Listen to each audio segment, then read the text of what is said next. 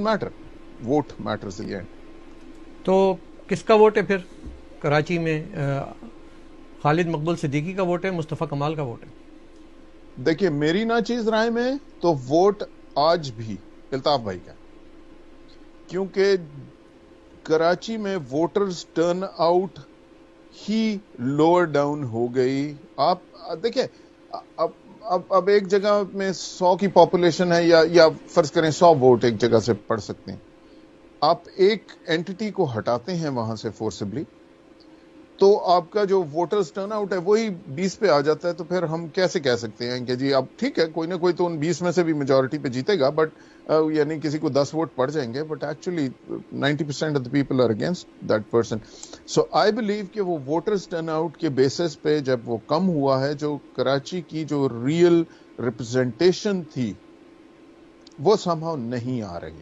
ٹھیک ہے جی، whether that is still with Altaf Hussain اور whether it is not with Altaf Hussain, وہ پھر میں وہی بات کہوں گا کہ جی وہ جب ووٹ پڑے گا، وہ لوگوں کا ٹرن آؤٹ آئے گا، تو پھر وہ تو بات پھر اسمبلی میں ہی طے ہوگی کہ جی آپ کو ووٹ کتنے پڑے اور آپ کی ہاؤس میں کیا پوزیشن ہے.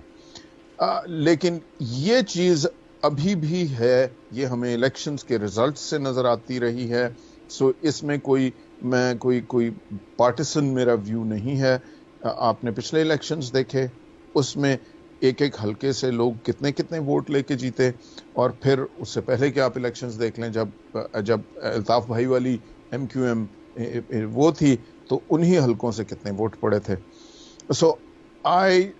So this is my view. I think کہ جی آپ اور یہ کہنا کہ جی ہم نے الطاف حسین کی ایم کیو ایم کو اس لیے ہٹایا ہوا ہے کہ بیکاز انہوں نے کوئی پاکستان کے خلاف نعرہ لگایا تھا یا فلانا کیا تھا. دیکھیں آپ نے بھی پاکستان کے جھنڈے بھی جلائے ہیں، آپ نے پاسپورٹس بھی جلائے ہیں، آپ نے کانسٹیٹیوشن کو ایبروگیٹ کیا، آپ نے سپریم کورٹ کی نہیں سنی، آپ نے chief of the army staff کو فائر کرنے کی کوشش کی، نوٹیفیکیشن، اور دوسرے اپنی مرضی کے بندے کو